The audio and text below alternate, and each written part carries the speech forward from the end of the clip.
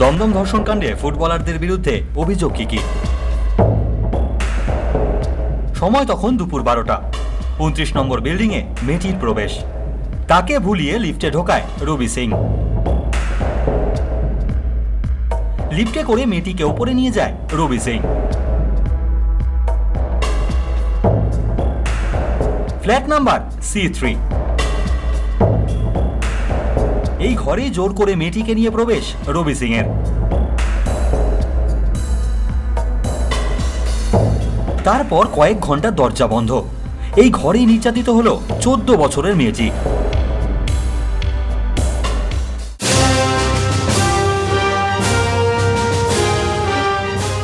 ফুটবলাররা ধর্ষক। দমদম নাগেরবাজার অঞ্চলের একটি আবাসনে এই ধর্ষণকাণ্ড ঘটায় সেখানকার আবাসিকরা রীতিমতো চিন্তিত। শান্তিপূর্ণ আবাসনে এই ঘটনা তাদের রীতিমতো নাড়িয়ে দিয়েছে। বুধবার এই প্রসঙ্গে কথা বললেন আবাসনের বাসিন্দা দীপক বাবু। দোকানে যাচ্ছিল, এখানে মোড় বলে একটা দোকান আছে, সেই দোকানে কিছু কেনাকাটা করবার জন্য যাচ্ছিল। সেই সময় 29 নম্বর ব্লকের ওখানে 3C ফ্ল্যাটের যে রেসিডেন্টরা আছে, 3 জন ব্যাচেলার উইথ দেয়ার কুক, সেই কুক মেয়েটিকে বলে যে তোরা এক বন্ধু আছে পূজা 4 তলায় আছে, সে তোকে প্রসাদ খেতে রেখেছে। এই বলে মেয়েটিকে তুলে নিয়ে যায়, মতলব লিফটে করে তুলে নেয়। 3 নম্বর ফ্লোরে গিয়ে ওকে নামিয়ে নেয়, নামিয়ে ওকে জোর করে ওই 3C ফ্ল্যাটের মধ্যে ঢুকিয়ে দেওয়া হয়। তারপর ফ্ল্যাটের মধ্যে যা দুর্ঘটনা ঘটবার সেগুলো ঘটেছে। বুধবার সকালে ধর্ষিতার বাড়ি ঘুরে যায় পুলিশের পদস্থ কর্তারা, কিন্তু বাড়ি ছিল বন্ধ। যদিও পুলিশ এদিন এই প্রসঙ্গে সংবাদ মাধ্যমের সামনে কোনো কথা বলেনি। একটি 14 বছরের নাবালিকার ওপরই অত্যাচার সত্যি নিন্দনীয়। ক্যামেরায় পার্থ চক্রবর্তীর সঙ্গে সায়ন মুখোপাধ্যায়ের রিপোর্ট, football.com।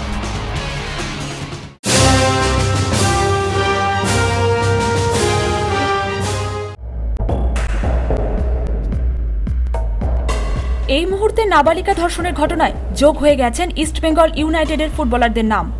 একটা মহল বলছে এতে কলঙ্কিত হলো ফুটবল। সত্যি কি কলঙ্কিত হলো ফুটবল? ঘটনাটা সত্যি অমানবিক, বর্ণনা অনুযায়ী অকল্পনীয় বটে। কিন্তু বলতিপ্রা ফুটবলার হলেও এটা ব্যক্তিগত ঘটনা। ইস্টবেঙ্গল বা ইউনাইটেড কর্তারা এই ঘটনার তীব্র নিন্দা করলেও মানতে নারাজ কলঙ্কিত ফুটবলের ব্যাখ্যা। এই ধরনের একটা অপরাধ একটা ডাক্তার করলো, একটা ইঞ্জিনিয়ার করলো, একটা লয়ার করলো, যে কোনো সমাজের করলো, তার মানে সে ডাক্তারি সমাজটাকে কলুষিত করলো কি? সে কি লয়ারকে করলো, ইঞ্জিনিয়ার করতে পারতো? কখনোই করতে পারে না। একটা লোক তার ইন্ডিভিজুয়াল লিপসা, তাতে ফুটবল কলঙ্ক হতে যাবে কেন? ফুটবলে এরকম অনেক কিছু হয়েছে। ফুটবলে ড্রাগ বিক্রি হয়েছে, ড্রাগ বিক্রি করেছে, বিভিন্ন জায়গায় অ্যাটাচ ছিল। তাতে কি ফুটবল কোনোদিন কলুষিত হয়েছে? ফুটবলের মতোই ছিল, এখনও আছে। না, ফুটবল এইভাবে কলঙ্কিত হয় না। সারা বিশ্বেই ফুটবলারদের নিয়ে, কেন স্পোর্টসম্যানদের নিয়ে একটা প্রবলেম আছে। একই ঘটনা যখন ক্রিকেটের আম্পায়ারের ঘরে ঘটে, ক্রিকেটারদের ঘরে ঘটে, তখন তো কেউ বলে না ক্রিকেট কলঙ্কিত হলো। এটা সামাজিক অবক্ষয়। দুই ক্লাবের কর্তারাই আদালতের রায়ের দিকে তাকিয়ে এখন। ক্যামেরায় মিনময়দের সঙ্গে প্রসূন বিশ্বাসের রিপোর্ট, football.com।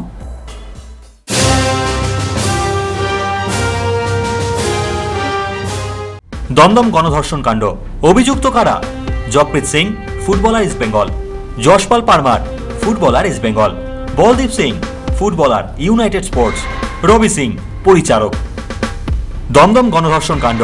ক্লাব কি ব্যবস্থা নিয়েছে? ইস্ট বেঙ্গল, অভিযুক্ত ফুটবলারের দোষ প্রমাণ না হওয়া পর্যন্ত কোনো শাস্তিমূলক ব্যবস্থা নয়। ইউনাইটেড স্পোর্টস, অভিযুক্ত ফুটবলার বলদীপ সিংকে সাসপেন্ড করা হলো অনুশীলনে উপস্থিত না থাকার জন্য। দমদম গণধর্ষণ কাণ্ড। অভিযুক্তরা কোথায়? জগপ্রীত সিং 14 দিনের জেল হেফাজতে। যশপাল পারমার পলাতক। বলদীপ সিং পলাতক। রবি সিং 14 দিনের জেল হেফাজতে।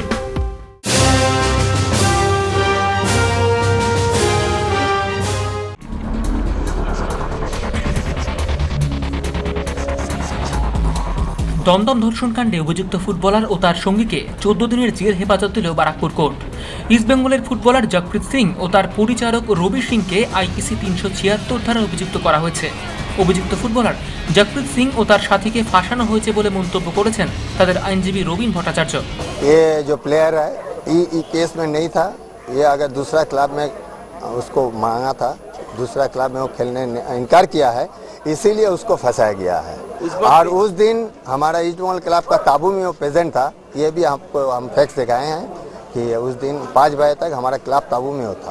घटना दिखाया जा रहा है 4 बजे, तो कैसा हो सकता है? ধর্ষণের ঘটনায় ফুটবলাররা জড়িয়ে যাওয়ায় এই ঘটনায় ব্যাপক চাঞ্চল্য দেখা যাচ্ছে ময়দানে। Bureau report, football.com।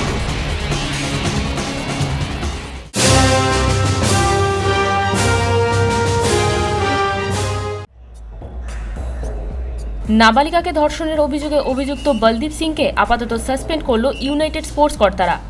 ভবিষ্যতে যদি নিজেকে নির্দোষ প্রমাণিত করতে পারে বলদীপ, তাহলে আবার স্বাভাবিকভাবে মেনে নেবেন নবাব ভট্টাচার্যরা। তবে এখনই জাকপ্রীতদের সাসপেন্ডের রাস্তায় যেতে নারাজ শান্তিবাবুরা। অ্যাজ এ হোল বলদীপকে নিয়ে কোনোদিন কোনো সমস্যা ছিল না বা এই জাতীয় কোনো কিছু ওর মধ্যে আমরা কখনো খেয়াল করিনি। শুনছিও অ্যাবসকন্ডিং, ওকে পাওয়া যাচ্ছে না। যদি আমাদের সঙ্গে কোনো যোগাযোগ হয় বা যদি কোনো রকম আমাদের জানায়, আমরা সঙ্গে সঙ্গে সেটা পুলিশকেও ইনফর্ম করব। অন্যায় করেছে, অন্যায়ের শাস্তি পাবে। Law will take its own course. এতে এতটুকু সংজ্ঞা করার কিছু নেই। এবার ও এটা অন্যায় করলে, অন্যায় যদি করে থাকে ওকে বাহবা দেবো, আমি পিঠ চাপড়াবো, আমরা তা নই। কিন্তু অন্যায় করেছি কিনা তাও প্রমাণ করতে হবে। একটা লোককে অপরাধী হিসেবে সাব্যস্ত করার আগে তাকে দেখতে হবে আসল লোকটা কে, কী করেছে, তারপরে করবে। এখন দেখার বিষয় কোথাকার জল কোথায় গড়ায়। ক্যামেরায় মৃন্ময়দের সঙ্গে প্রসূন বিশ্বাসের রিপোর্ট, football.com।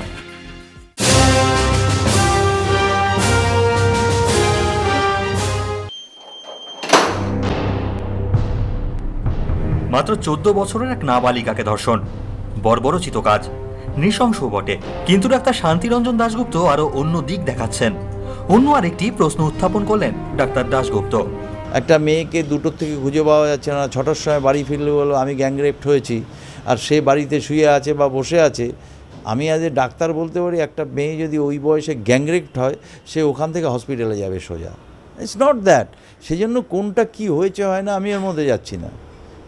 এবার আইন বিচার করবে, সত্যি মিথ্যা সব প্রুভ করবে। এখানে কিন্তু শান্তিবাবু এই প্রশ্ন তুললেন একজন ডাক্তার হিসাবেই, কোনো ক্লাবের সহসচিব হিসাবে নন। তার এই প্রশ্নও কিন্তু ভাবাতে বাধ্য। ক্যামেরায় মৃন্ময়দের সঙ্গে প্রসূন বিশ্বাসের রিপোর্ট, football.com।